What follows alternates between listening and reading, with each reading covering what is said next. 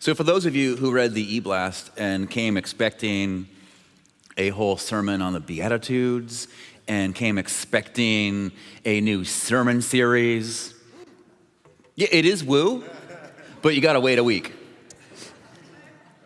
Because I overthought it.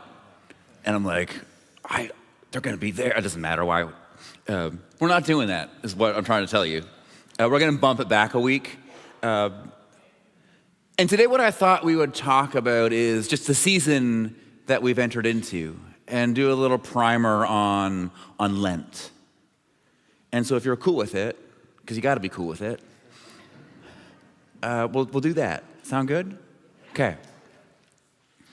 And so one of the things that I really like about my life, it's like a funny thing about my life, and in both a ha-ha funny and a interesting funny. You know how we have both of those? One of the funny things about my life is if I am in a room and someone in that room is having a conversation about anything remotely spiritual, my brain picks it up. And I love it, and it's wonderful because it's a way that I get to be reminded that everyone is spiritual and everyone is having meaningful conversations. However they're gonna talk about it, they're talking about what is real and true and good and how do we find life. And I love being reminded of that because it fuels me up. But it's also really frustrating and annoying because 9 times out of 10 is something I disagree with. And I wanna be like, no, you've got it all backwards. Which says way more about me than it says about them, which is why it's ha-ha funny. But I tell you that because I've been thinking about that this week, because everywhere I go, and I mean both church spaces and non-church spaces, everywhere I go, I've been hearing conversations about what people are giving up. Everywhere I go, people are having conversations about Lent. And I'm always surprised by this, because even at the gym the other day, we finished our class and we're all kind of in this semicircle, half dying, half stretching. And I was there kind of groaning in pain and exhaustion. And this thread was happening of what are you giving up? Oh, what about you? What are you giving up? What are you? Oh, this is what I'm giving up. It was so fascinating. Because that is kind of the traditional take on Lent. Is that when Lent shows up, you give something up. It's when we practice sacrifice. It's when we practice putting things down. It's when we put down the things that get in the way of life. It's when we practice self-awareness and self-control. It's when we lean into growth. And that is good and true and beautiful. And I loved that people were having conversations on it. So I leaned in a bit more and totally eavesdropped on what they were talking about, because they're like, we're in a circle. This is free territory. I'm allowed to. But I noticed something about their conversation. And it's the same thing I've noticed about many of our conversations. And it's the same thing I've noticed about the conversations I have with myself about Lent and what I want to give up. Because I noticed in all of those things, so much of it, if not all of it, so much of it was driven by shame. So much of it was driven by shame in this really subtle and really sneaky way, because shame is always sneaky and subtle. Shame is really good at that. But it would show up in phrases like, oh, I should be more like this. So this Lent, I'm gonna give up this. Or it would show up in ways of oh, I suck at this. And so I need to be better. I must be better at this.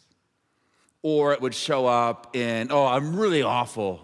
And so I need to learn to do this more. And now we could say they're just words. And maybe. But Abraham Heschel, the great rabbi, once said that words create worlds. And I love that phrase because it reminds us that what we say matters. What we say literally shapes our worlds. It literally shapes our brains and our bodies, especially when it comes to how we talk about ourselves. And what I've noticed in how we talk about Lent, how we talk about giving things up, what's in our words and what's motivating most of it, it's shame. It's driven by this idea that we are not good enough until we acquire this. Or I will never be belonging, or I won't be acceptable until I do this. Or I will be broken and defective and wrong because of this. And what I notice about all these conversations is we start in a deficit. And the work of Lent becomes, oh, how do I get back into the black? How do I become something I am not? And the work of Lent is getting there. And maybe if you want to be really, truly honest with yourself, you've noticed that about yourselves. I've noticed it about myself, of when it comes to what I want to do for Lent, it's driven by shame. And to be fair, and to cut us all some slack, of course we think that way. Of course we do. There's some grace here for us. Because whether these conversations are happening within church, or whether we're picking them up just within our culture, the assumption that we're working with, the framework that we're in, and the aspiration that we have, the expectation we have, the bar, the standard, the ask, implicit in all of this is perfection. Is that we can become perfect.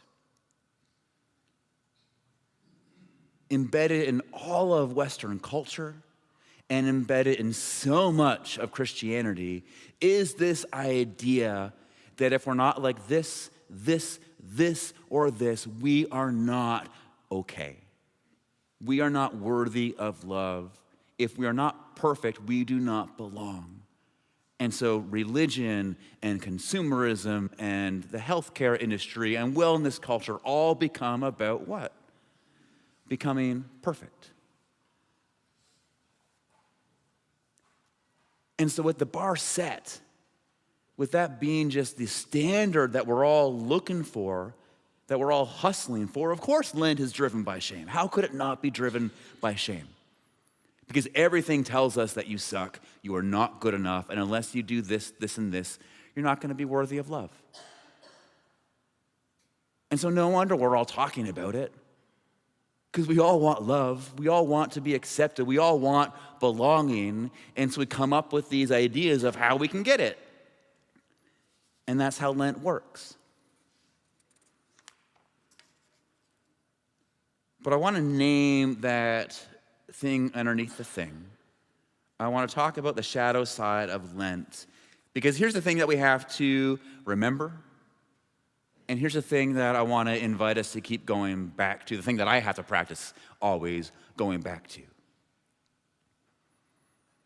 If you look at all the stories of Jesus, if you pay attention to the things that he talks about the most, if you pay attention to the things that really piss him off, that really catch his attention, if you look at what he calls out again and again and again, what he calls out are religious systems and cultures of shame. It's the one thing that he speaks out against again and again and again. The things that dehumanize and the things that take people's inherent worth and dignity and place away, those are the things that he goes around calling out.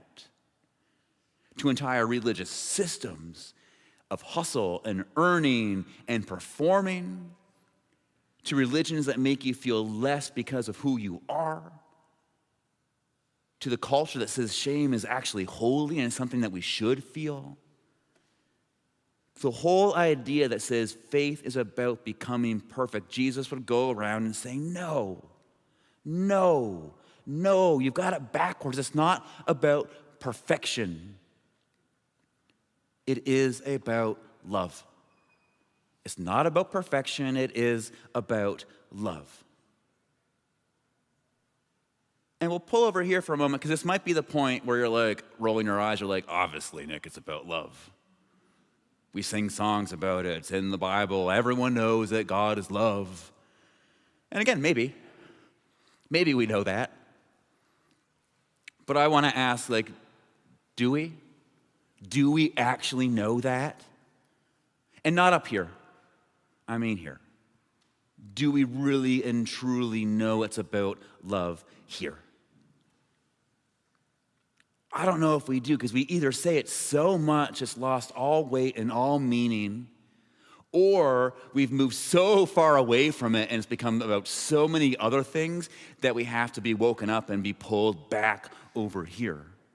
But let's just say it again. What this is all about, what the faith and spirituality of Christ is about, is love. It's about participating in the way of love. It's literally about receiving and giving love because God is love. It's about being one and in and of love, being a part of that flow, because being one and in and of love is where we find life.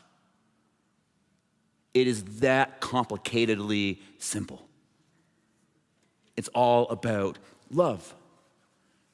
Not escaping up to heaven, not being right in heaven, all the answers, not just worshiping God with all your heart, mind, and strength, not belonging to the right group. It is about being people who let love transform all of this so we can go out and let love transform all of that and create a life and world that is saturated, that is driven not by shame, not by fear, but by love. And we need to know that, because if that's what it's all about, if love is the goal, if that's the heart of everything, if it begins and ends there, then we get to ask a really fun question right now. How does that change Lent? Because if the whole thing is about love, then Lent can't be about shame, because love and shame do not go together. They are mutually exclusive. Because no matter which way we cut it, yes, it requires radical honesty. Lent is a time where we practice looking in the mirror and doing a very honest take about who we are and where we're at. But then it changes. Because while shame says, I need to change so I can be loved, what love says is, I get the change because I am already loved. And let's just say that again, because we need to let that sink in. While shame will say, you need the change so you can be lovable, what love pipes up and says is, no, you get the change because you are already loved. You get to be fueled by that. And that is a very different fuel than shame. Because can you feel the difference? And it is something you do need to feel, not think about. You need to feel it. We love to think about love, but we don't do quite a good job of feeling it. Because what does the difference feel like between you have to and you get to? Because while one puts your worth on trial, the other just assumes, and it was never in question. And really, that's what Lent is about. It's about this invitation to choose love. And through that, you get to return home to who you always have been. It's the invitation to go home, back to this way of love, because that's what we are made for. That is where we find ourselves. So what Lent does is, hey, come back to love. Come back to the way that you were always made to be. And this really is what we call repentance in the church, which is a very scary word. It's loaded with shame.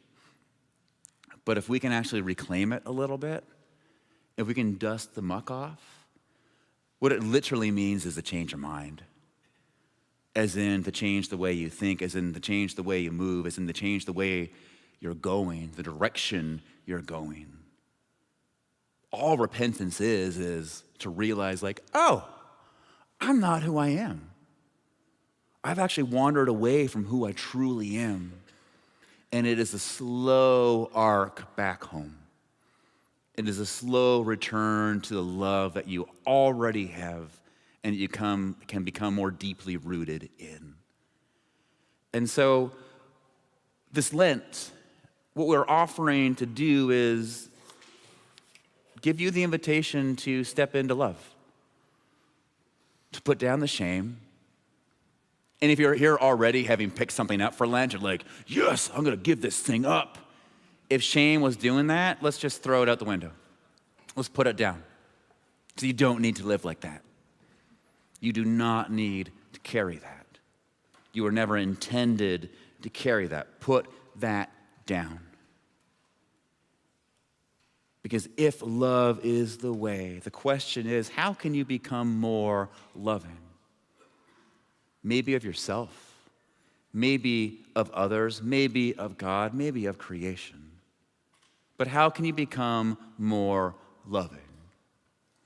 And this year at the church, what we're inviting people to do, and you would have seen the videos that have gone out, is to pick something up instead of putting something down. To pick up a habit, a practice, a disposition, a mindset that leads you towards love. And all season, your job is to figure out, how do I actually be more loving? How do I let my worth as someone who is loved help me become more? How can I participate in the flow of love some more? What's one thing you can pick up? And as you think about that, think about this. You are worthy of that life. You are worthy of having a life of love. And for those of you who have already turned me down, let's just say it again. You are worthy of a life of love. You can become someone who is grounded in love because you are already loved. And for those of you who have already shot that down, you are worthy of love. You are worthy of a life rooted and grounded and colored in by love. All you have to do is say yes. All you have to do is take one small movement. Because remember, it's not about perfection. This is actually the whole scandal of Lent. It's actually quite beautiful. You can completely fail at Lent and still win. You can completely drop the ball and not make any progress whatsoever on your one thing, and you still win. Because the ask is not to finish. The ask is not perfection. The ask is simply to be oriented towards love. And if you just recognize it, like, holy smokes, man, you are well on your way. You are well on your way. I was listening to a podcast last night about this, and Father Greg Boyle, who is an amazing man, someone asked him, like, how do you do it? How do you move towards love? How do you walk home? And he had the best answer. Because the interviewer thought they were all smart, and they're like, oh, it must be like one day at a time.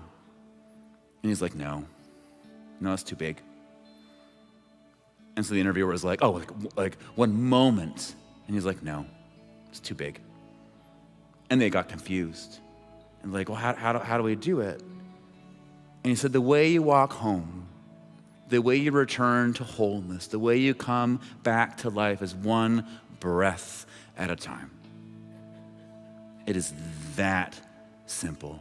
One breath at a time.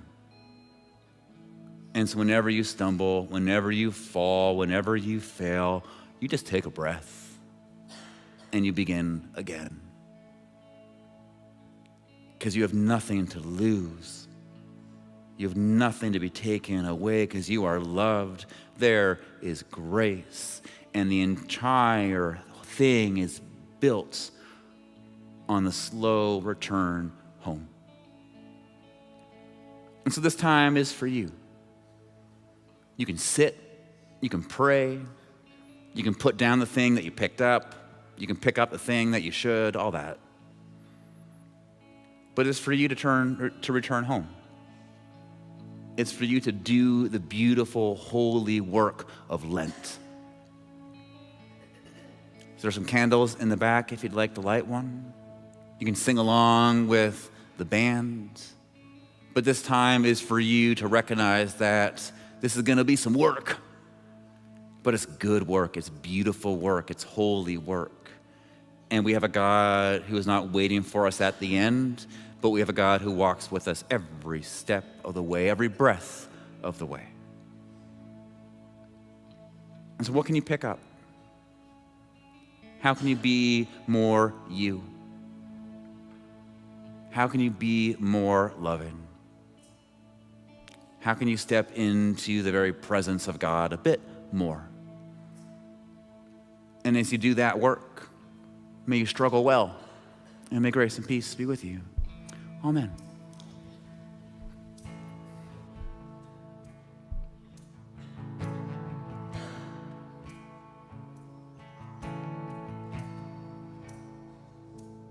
Lord, I come, I confess, bowing here, I find